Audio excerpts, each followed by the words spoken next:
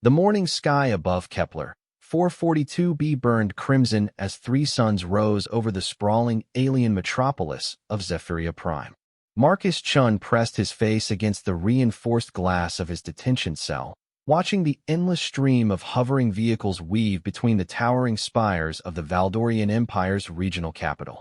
At 17, he had seen more worlds than most humans saw in their entire lives, traveling alongside his archaeologist mother to dig sites across the galaxy. But he had never seen anything quite like this place. The Valdorians had built their city like a massive honeycomb, with hexagonal towers reaching impossibly high into the atmosphere. Each structure pulsed with bioluminescent veins that carried information and energy throughout the urban organism. The aliens themselves moved through transparent tubes that connected the towers, their elongated forms gliding with an eerie grace that made Marcus's skin crawl. 3 weeks had passed since the Valdorian patrol found him in the ruins of the ancient research station on the planet's southern continent.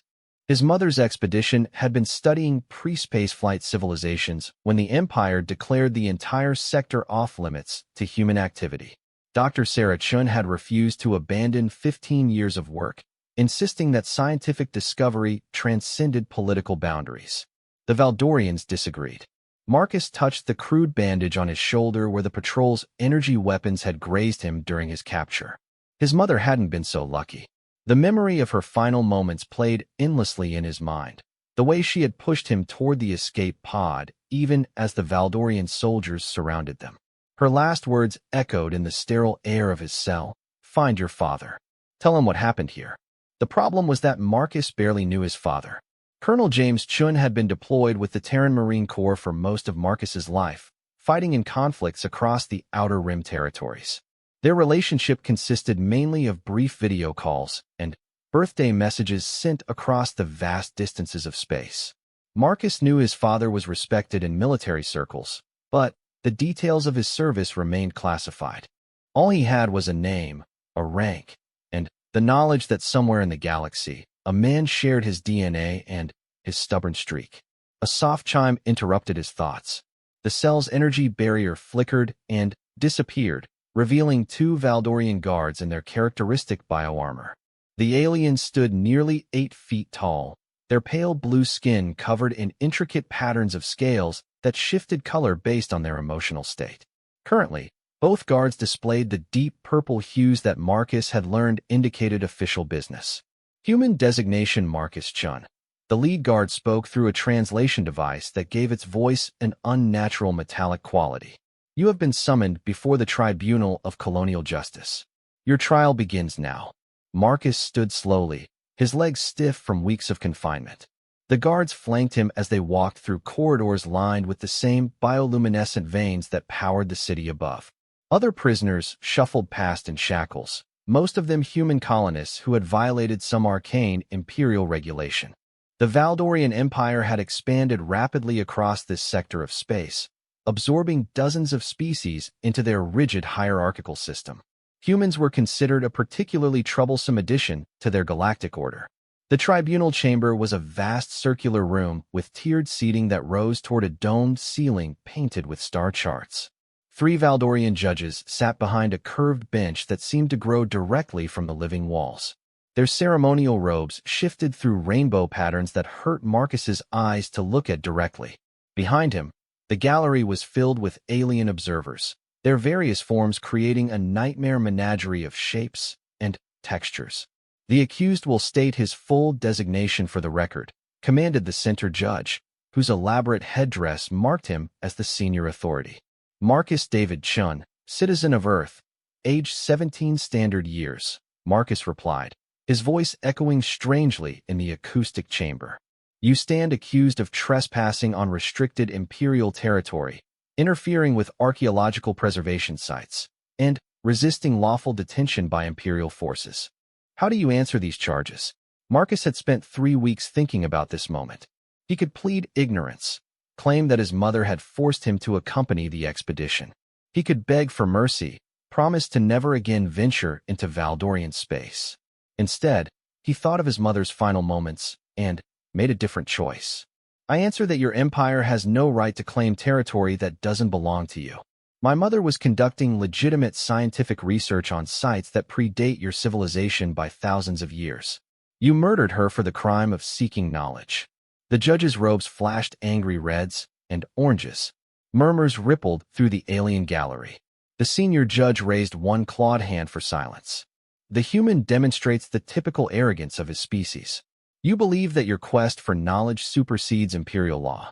This tribunal has reviewed the evidence of your crimes, including surveillance recordings of your mother's expedition violating clearly marked territorial boundaries. The sentence for these crimes, under Imperial Code 23-7, Alpha, is death by neural dissolution. Marcus felt the blood drain from his face. Neural dissolution was the Valdorian method of execution reserved for the worst criminals. The process slowly destroyed the victim's nervous system while keeping them conscious, supposedly allowing them to contemplate their crimes during their final hours.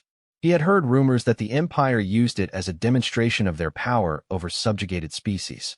However, the judge continued, due to your youth, this tribunal offers clemency in exchange for a public confession and denunciation of human territorial claims in this sector.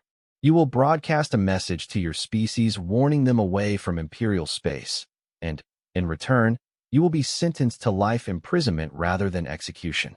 The chamber fell silent except for the soft humming of the bioluminescent power systems. Marcus looked up at the alien judges, then turned to scan the gallery of observers. Dozens of different species watched him with expressions ranging from curiosity to disgust to something that might have been sympathy. He realized that this wasn't really about him or his mother's research. This was political theater designed to demonstrate Valdorian power to their subject species. I refuse, Marcus said quietly. The senior judge leaned forward. Perhaps you did not understand the alternative. Death by neural dissolution is an extremely unpleasant experience. Are you certain you wish to maintain your defiance? Marcus thought of his mother again, remembering how she had never backed down from a challenge in her life. She had raised him to believe that some principles were worth defending, even at great cost. He straightened his shoulders and looked directly at the senior judge. I understand perfectly. I refuse to betray everything my mother died for. I refuse to help you intimidate other humans. And I refuse to acknowledge the legitimacy of a government that conquers peaceful civilizations and destroys their cultural heritage. Do what you want with me. The judge's robes now blazed with violent reds and blacks. The senior judge stood, his towering form casting shadows across the chamber floor. Very well. Marcus David Chun of Earth, this tribunal sentences you to death by neural dissolution, to be carried out at dawn tomorrow in the public square of Zephyria Prime. Your execution will be broadcast across all Imperial territories as a warning to those who would defy our authority. Guards, return the prisoner to his cell. As the Valdorian guards escorted him from the chamber, Marcus heard the alien observers discussing the proceedings in their various languages. Some seemed pleased by the harsh sentence, while others appeared troubled by the execution of such a young defendant. He tried to maintain his composure as they walked through the bioluminescent corridors, but his hands shook slightly as the reality of his situation sank in. Back in his cell, Marcus sat on the simple sleeping platform and stared out at the alien city. Somewhere among those honeycomb towers, technicians were probably preparing the neural dissolution chamber for tomorrow's execution. He wondered if his father would ever learn what had happened to his family, or if Marcus and his mother would simply disappear into the vast darkness of space without a trace. The hours crawled by with agonizing slowness. Marcus tried to sleep, but found himself thinking about all the things he would never experience. He would never finish his engineering studies at the Terran Technical Institute. He would never see Earth's blue skies again or taste his grandmother's terrible cooking. He would never have the chance to really know his father or understand what kind of man had shaped half of his genetic code. As the night cycle deepened and the city's bioluminescent glow dimmed to a soft pulse, Marcus heard footsteps in the corridor outside his cell. A single guard approached, carrying what appeared to be a final meal on a biometallic tray. The alien set the tray down and activated a small communication device. This unit has been instructed to inform you that your execution will be attended by representatives from 43 Imperial member species. Your defiance has attracted considerable attention among the subject populations. Some view you as a symbol of resistance against Imperial authority. Marcus picked at the alien food, which tasted like a cross between mushrooms and burnt plastic. I'm glad I could provide entertainment for the masses. The guard scales shifted to a pattern Marcus didn't recognize. This unit is not authorized to express opinions regarding Imperial policy. However, this unit wishes you to know that some among our species question the wisdom of executing juveniles for political purposes. That's comforting, Marcus replied sarcastically, but he was genuinely surprised by the guard's words. In 3 weeks of captivity, none of his jailers had shown any hint of sympathy or doubt about their orders. This unit must also inform you that your execution will be conducted using the traditional neural dissolution method, which typically requires 6 to 8 standard hours to complete. Imperial medical staff will ensure that you remain conscious throughout the process for maximum psychological impact on observers. Marcus set down his fork, his appetite completely gone. Thank you for that detailed explanation. The guard hesitated for a moment, its scales continuing to shift through unfamiliar patterns. This unit has served Imperial justice for many cycles. This unit has never before witnessed the execution of a human juvenile. This unit finds the situation unsettling. Before Marcus could respond, the guard turned and walked away, leaving him alone with his thoughts and the growing certainty that tomorrow would bring an end to everything he had ever known or hoped to become. Outside his window, the alien city continued its eternal dance of light and motion, indifferent to the fate of one defiant human boy who had chosen principles over survival. Dawn came too quickly over Zephyria Prime.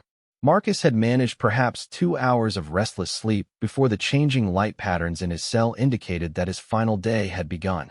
He stood at the window, watching the alien city come to life as thousands of Valdorians glided through their transparent transport tubes toward their daily activities. For most of them, this would be an ordinary day in the endless routine of Imperial life. For Marcus, it would be his last. The sound of multiple footsteps echoed through the corridor outside his cell. When the energy barrier deactivated, Marcus found himself facing a full escort of 8 Valdorian guards in ceremonial armor. Their biosuits displayed formal silver patterns that seemed to shift and flow like liquid metal. Behind them stood a tall figure in the elaborate robes of an Imperial executioner, the alien's features hidden behind a mask that pulsed with the same bioluminescent energy that powered the city. Prisoner Marcus Chun, the lead guard announced, you will accompany the escort to the place of final justice. Any resistance will result in the application of neural pacifiers.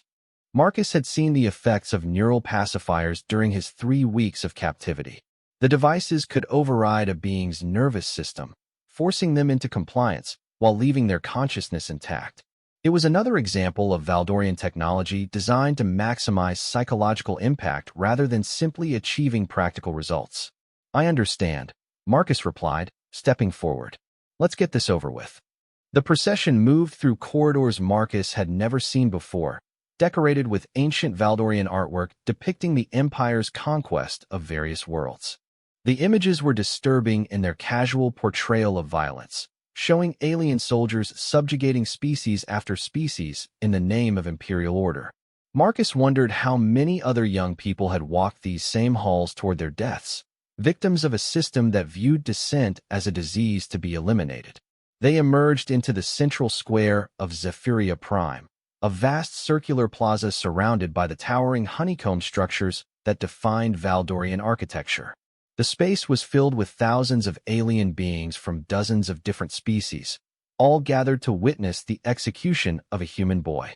Marcus recognized some of the faces from the gallery at his trial, but many others were new.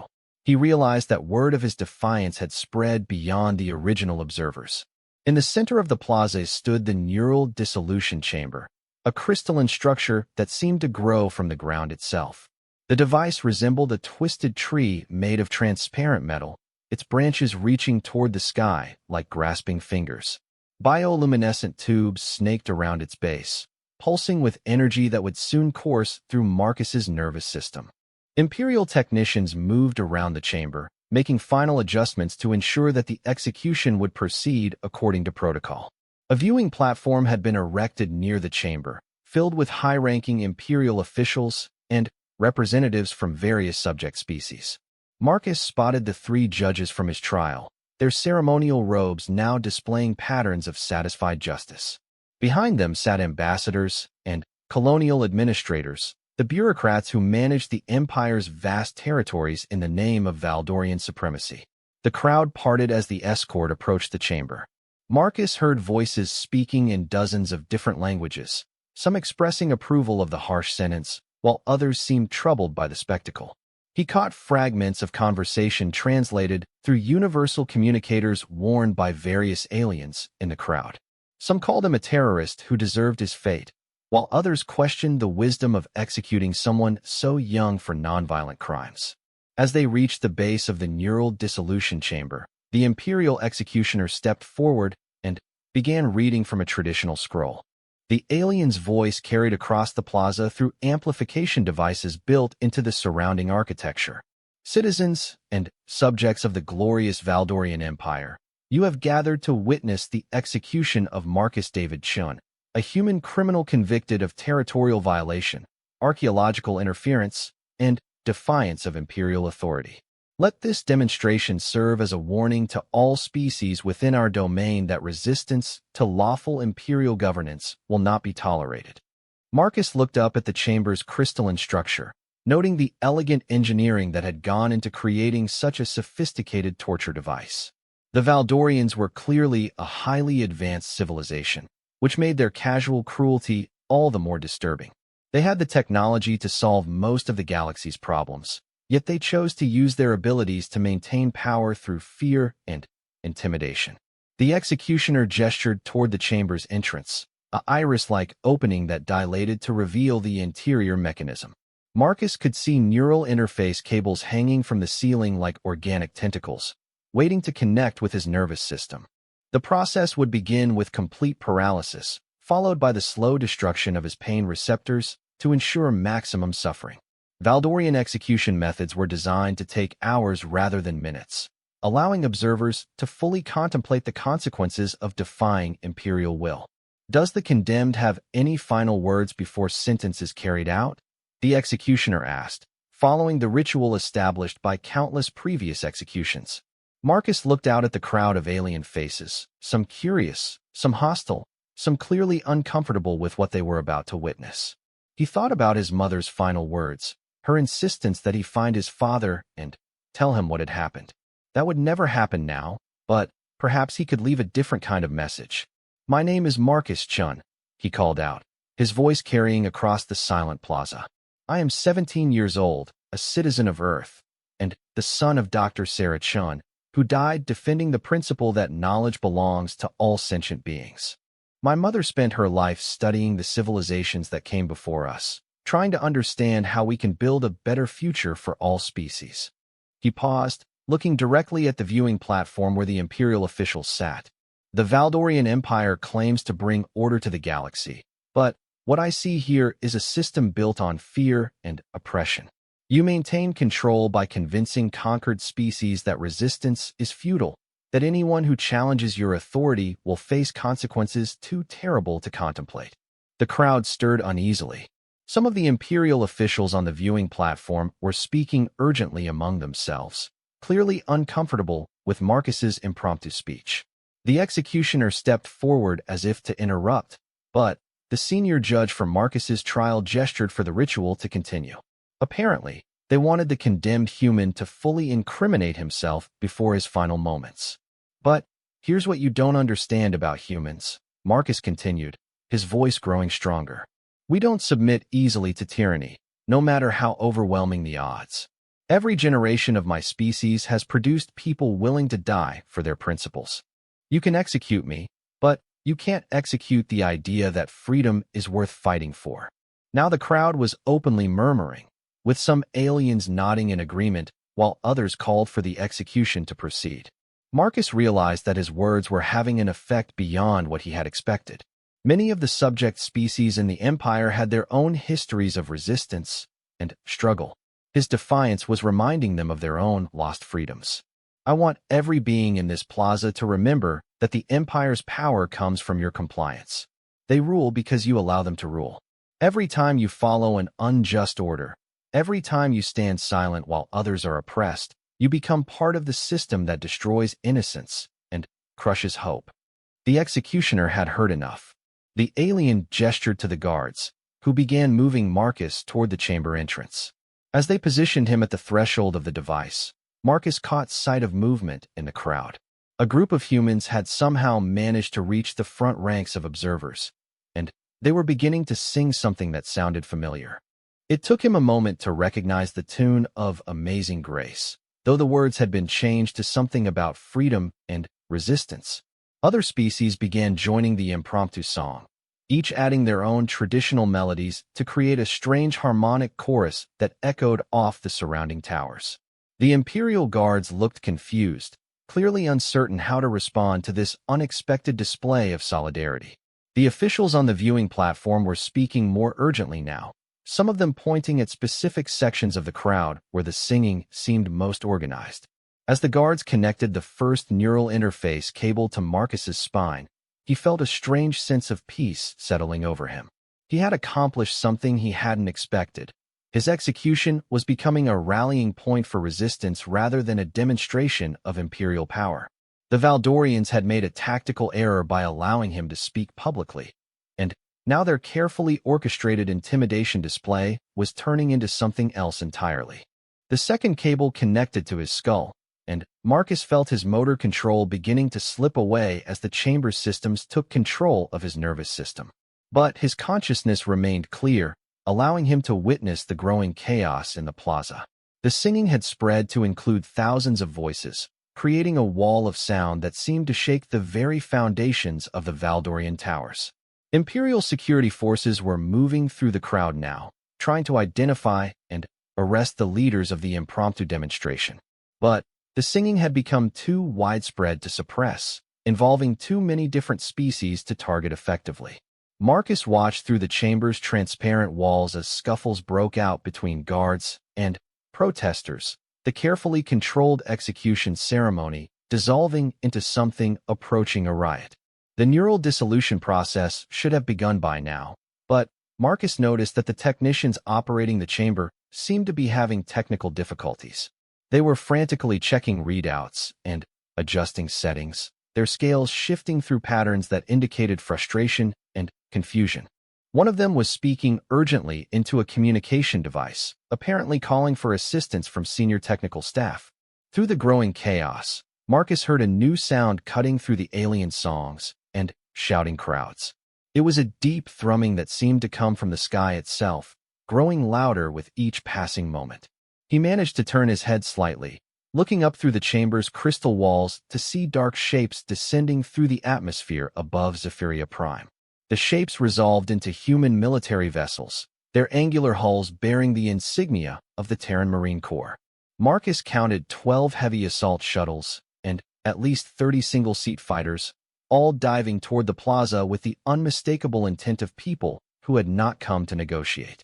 The lead shuttle was broadcasting something on all frequencies, a message that the plaza's translation systems automatically converted into every language present. "This is Colonel James Chun of the Terran Marines. You are holding my son. Release him now or face the consequences." The crowd singing faltered as thousands of alien beings looked up at the approaching human fleet. On the viewing platform, Imperial officials were shouting orders and demanding explanations from their security forces. The executioner was gesturing frantically at the chamber technicians, apparently ordering them to complete the execution before the human forces could intervene. But the chamber remained non-functional, its systems apparently sabotaged by someone with intimate knowledge of Valdorian technology. As Marcus watched the approaching shuttles, he realized that his father had somehow found him. More than that, the man had managed to assemble a rescue force and penetrate deep into Imperial space without being detected. Either Colonel James Chun was far more resourceful than Marcus had imagined, or his son's execution had prompted a larger human response than anyone had anticipated. The lead shuttle touched down at the edge of the plaza, its armored hull scarred by countless battles across the Outer Rim territories. The vehicle's side hatches burst open, disgorging a squad of human marines in full combat armor. They moved with the fluid precision of elite soldiers, establishing a defensive perimeter around their landing zone, while their weapons tracked potential threats among the alien crowd. From the center of the formation stepped a tall figure in an officer's uniform, his face hidden behind a tactical helmet, but his bearing unmistakably that of someone accustomed to command. Colonel James Chun had come to collect his son. Colonel James Chun removed his tactical helmet, revealing a weathered face marked by decades of military service. His gray eyes swept across the plaza, taking in the thousands of alien beings, the disabled execution chamber, and the son he had not seen in 3 years. Marcus felt a surge of recognition despite their long separation. The man approaching the neural dissolution chamber moved with the same determined stride that Marcus remembered from childhood, though now it carried the additional weight of command authority earned through countless battles. "Imperial forces, stand down immediately," James called out, his voice amplified by his suit's communication systems. "You are in violation of the Terran-Valdorian non-aggression pact by attempting to execute a minor human citizen without proper diplomatic notification. Release my son, and we can resolve this situation peacefully." The senior judge for Marcus's trial stepped forward from the viewing platform, his ceremonial robes now displaying angry patterns of red and gold. "Colonel Chun, you are trespassing on Imperial territory with an armed force. Your son was convicted of serious crimes against the Empire and sentenced according to our legal procedures. We do not recognize human authority in this matter." James gestured to his Marines, who began advancing in a coordinated formation that spoke of extensive combat experience. Their movements were fluid and purposeful, each soldier covering specific fields of fire while maintaining mutual support. Marcus had never seen human military tactics in action before, but even as a civilian, he could appreciate the deadly efficiency of their approach. "Your Honor," James replied, his tone carrying the dry humor of someone who had dealt with alien bureaucracy before. "I'm afraid there's been a miscommunication. 3 weeks ago, my intelligence sources informed me that Imperial forces had captured my family during a scientific expedition. My wife's body was recovered from your detention facility yesterday, along with evidence that she was executed without trial." The crowd stirred uneasily at this revelation. Many of the alien observers had assumed that Marcus's mother had died in some kind of accident during his capture. The news that the Empire had secretly executed a non-combatant scientist cast their justice system in a very different light. "Dr. Sarah Chun was killed while resisting lawful detention," the judge protested. "Her death was regrettable, but necessary to maintain Imperial authority. My wife was a xenoarchaeologist who devoted her life to understanding alien cultures," James said, his voice hardening. "She carried no weapons and posed no threat to Imperial security. Your forces murdered her because she refused to abandon 15 years of research. That makes her death a war crime under galactic law." Marcus watched this exchange through the crystal walls of the disabled chamber, fascinated by his father's transformation from absent parent to commanding officer. The man was clearly in his element here, wielding words and implied threats with equal skill. The Marines around him maintained their defensive positions, but Marcus could see additional shuttles landing in the distance, disgorging more human forces. The executioner stepped forward, apparently deciding that the confrontation had gone on long enough. "Colonel, your family violated Imperial territorial boundaries and defied lawful orders. The sentence for these crimes is death, regardless of the criminal's age or species. If you do not withdraw immediately, we will be forced to treat this as an act of war." James smiled, and Marcus suddenly understood why his father's military record was classified. The expression on the colonel's face was that of someone who had been hoping for exactly this kind of threat. "War?" James asked mildly. "You think 12 shuttles constitute an act of war?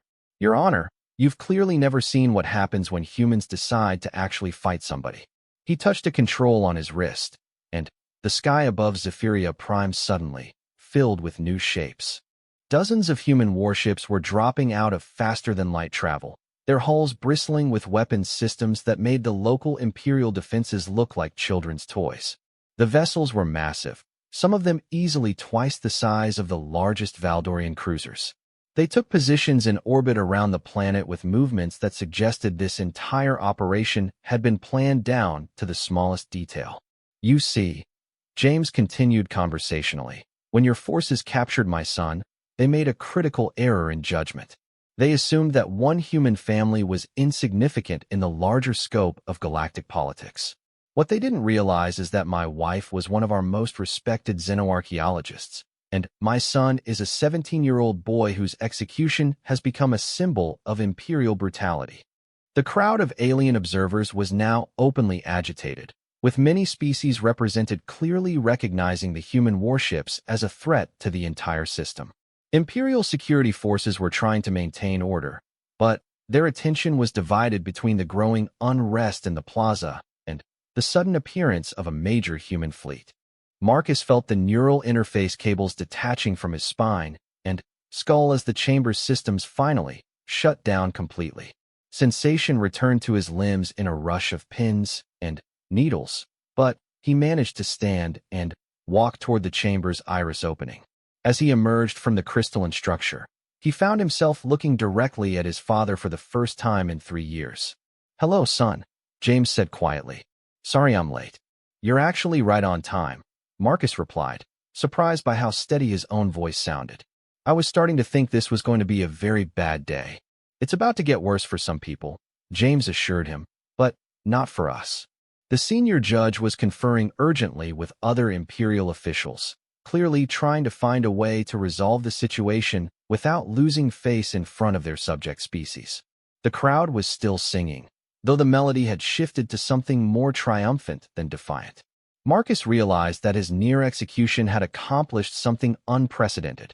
It had united dozens of different species in opposition to imperial authority. "Colonel Chun," the judge called out, "perhaps we can reach some accommodation. Your son's sentence could be commuted to exile from imperial space. In exchange, you withdraw your forces and acknowledge our sovereign authority over this system." James looked at Marcus, then at the thousands of alien beings filling the plaza. "I'm afraid that's not acceptable, Your Honor. You see, this stopped being about my family the moment you turned my son's execution into a public spectacle. Every being in this plaza has now witnessed imperial justice in action, and many of them seem less than impressed."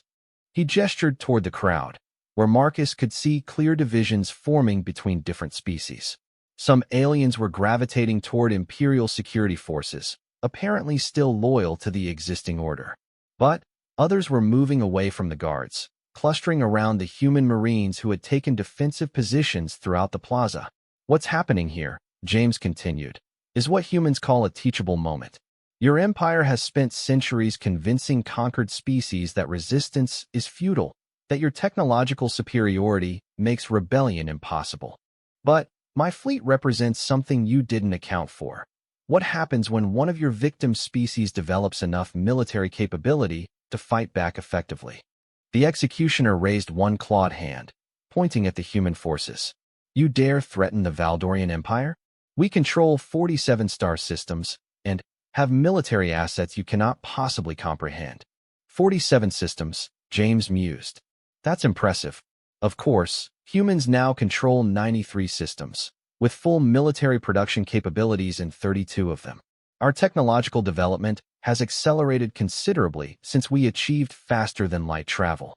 Turns out that fighting for survival is an excellent motivator for innovation." Marcus watched his father with growing amazement. The man was systematically dismantling the Empire's psychological advantage by demonstrating that their supposed invincibility was an illusion. More importantly, he was doing it in front of representatives from dozens of subject species who had never seen imperial authority challenged so directly. "This is impossible," the senior judge declared. "Human civilization achieved spaceflight only 2 centuries ago. You cannot have developed sufficient industrial capacity to threaten an empire that spans millennia." "Your Honor," James replied patiently, "you're making the same mistake that many species have made when dealing with humans. You're assuming that our development follows predictable patterns. What you've forgotten is that humans are remarkably good at learning from other people's mistakes. We've studied the rise and fall of every major galactic power in recorded history, including several that the Valdorian Empire conquered." He paused, letting that information sink in before continuing. "We've also been paying very close attention to your expansion techniques. The way you absorb new species into your hierarchy the methods you use to suppress resistance, the technologies you employ to maintain control. It's all very sophisticated, but it has one critical weakness. And what would that be? The executioner asked, though his scaled skin was now displaying patterns that suggested considerable unease. It depends on conquered species believing that rebellion is impossible, James explained. Your entire system is built on the assumption that superior technology equals permanent dominance. But that's only true if the technological gap remains constant. When it starts to close, everything changes very quickly. To demonstrate his point, James gestured to his Marines, who began unpacking equipment that Marcus didn't recognize. The devices appeared to be some kind of advanced communication gear, but they incorporated design elements that looked distinctly non-human.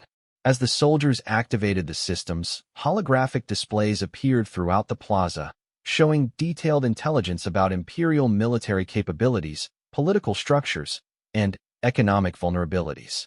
For the past 50 years, James announced to the crowd, human intelligence services have been conducting a comprehensive analysis of Valdorian imperial weaknesses. We've infiltrated your communication networks, studied your supply chains, and identified the critical systems that keep your empire functioning. What we've discovered is that your apparent strength is actually a form of brittleness. The holographic displays began showing star maps with imperial territory marked in red and human space marked in blue. But there were also dozens of other colors representing various alien species, many of which Marcus didn't recognize. The overall picture suggested a galaxy far more complex and politically unstable than he had ever imagined. Your empire controls 47 systems, James continued, but many of your subject species are only superficially loyal. They comply with imperial law because they believe resistance would be suicidal. But if they were to learn that the Empire's military superiority is no longer absolute, if they were to discover that successful rebellion is actually possible, then your entire political structure becomes vulnerable. The senior judge was now conferring frantically with other Imperial officials, clearly realizing that this confrontation had escalated far beyond a simple hostage situation. They were facing the possibility that James's demonstration might inspire widespread rebellion throughout their territories. Marcus looked out at the crowd of alien observers and saw that many of them were now studying the holographic displays with obvious interest.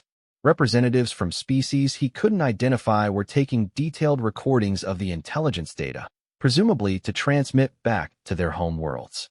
The Empire's attempt to use his execution as intimidation was backfiring spectacularly. So here's what's going to happen, James announced, his voice carrying easily across the plaza through his suit's amplification systems.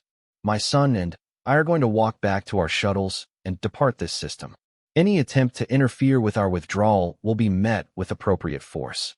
In addition, the Terran government is formally withdrawing recognition of Valdorian territorial claims in this sector, pending a comprehensive review of imperial expansion policies. He turned to address the crowd directly. To the representatives of the various species present here today, I want you to know that humanity is prepared to provide military assistance to any civilization seeking to establish independence from imperial rule. We have no desire to replace one empire with another, but we will not stand by while aggressive powers dominate peaceful species through intimidation and violence. The plaza erupted in chaos as the implications of James's declaration sank in.